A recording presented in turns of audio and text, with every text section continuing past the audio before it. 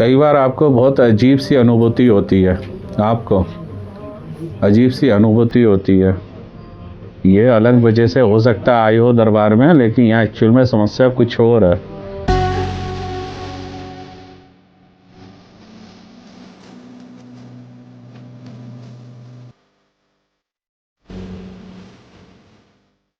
पूछो क्या पूछना है।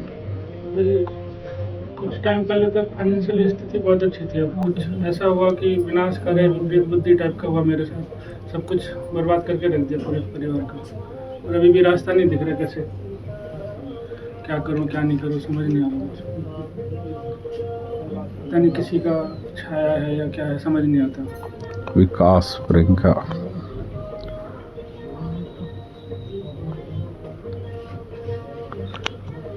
तुम ठीक हो?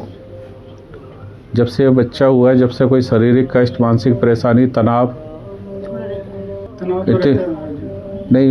एक मिनट बेटा, मुझे जो दिख रही है, आपके चारों तरफ ब्लैक एनर्जी दिख रही है, और ये भी उस ब्लैक एनर्जी से घिरी हुई दिख रही है। हैं? डिप्रेशन रहता है। किस वजह से? इतनी मानसिक परेशानी में क्यों आप?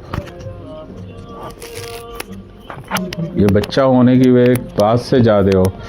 शुरू में जब इसने कंसीव किया था 2-3 महीने आप ठीक थी, खुश थी, बिल्कुल बढ़िया थी। धीरे धीरे आप डिप्रेशन में जाने लगी। जैसे जैसे आपका टाइम पीरियड बढ़ा, ऐसे ऐसे आप परेशानी में जाने लगी। कई बार आपको बहुत अजीब सी अनुभूति होती है, आपको अजीब सी अनुभूति होती है। ये अलग वजह से हो सकता है आई हो दरबार में, लेकिन यहाँ एक्चुअल में समस्या कुछ और है। ठीक है? मन दुखी होना, परेशान होना, अपनी मन की बात किसी को नहीं कह पाना, और कई बार ऐसे मन उचाट हो जाना। आपके साथ ये समस्या चल रही है, पता है आपको ये बात? चलिए, हाँ आप क्या कह रहे थे बताइए।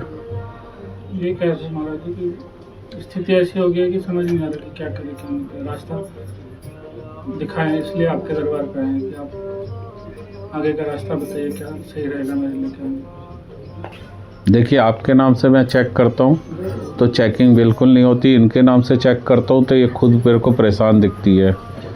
ठीक है? ये झपट्टे में एक्चुअल में, और उसी ने आपकी जो है चेकिंग नहीं होने दे रही।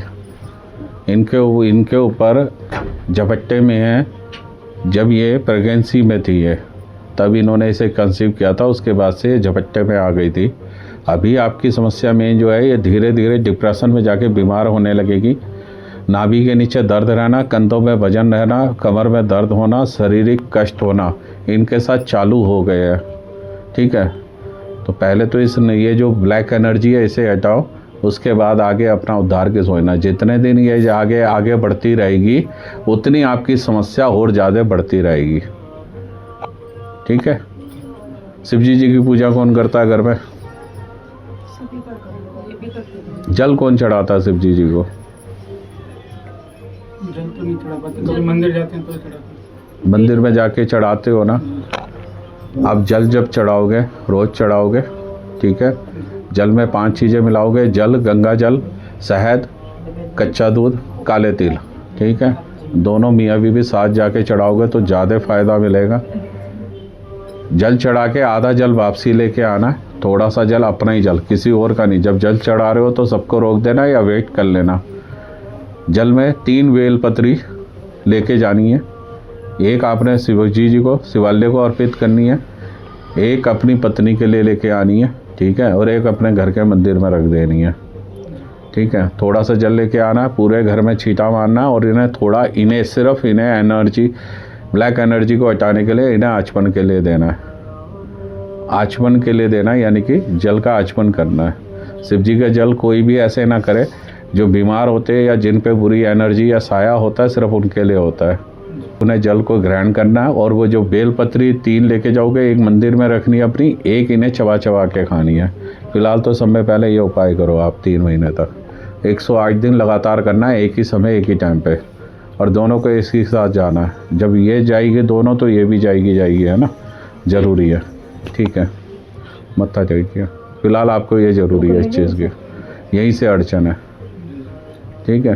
अगर आगे क्या करना चाहिए? जॉब पे ध्यान नहीं जा रहा मेरा, या वो जॉब मलिनता है ना, वो घर पे जो मलिनता का वास हो गया। मलिनता मैं आपको डराना नहीं चाहता यहाँ लोगों को। आपके घर में नेगेटिविटी चौक चौराहे की लग गई है। बच्चे की खुशबू, जब वो किसी लेडी जब प्रेग्नेंट होती है उसके शरीर की खुशबू बदल जाती है। और हम कई बार लापरवाही में जब ऐसी निकल जाते हैं घर से, महिलाएं निकल जाती है किसी इमरजेंसी काम की वजह से या किसी पति के साथ भी, और जब वो अपने साथ लहसुन नहीं रखती है या ऐसे बड़े बुजुर्ग जो चीज़ें बताते नहीं रखती, तो वो उसका शरीर कच्चा होता है और बुरी एनर्जी उसके शरीर पे बैठ जाती है। अभी वो बाहर है इनके शरीर के, धीरे धीरे अगर अंदर आ गई ना तो वो और दिक्कत बन जाएगी, वो प्रेत कभी निकलेगा नहीं फिर। तो अभी तरक्की उन्नति की बात बाद में करो, पहले इन्हें सही करो। उसी वजह से ही सारी चीज़ें रास्ते बंद हो रहे हैं।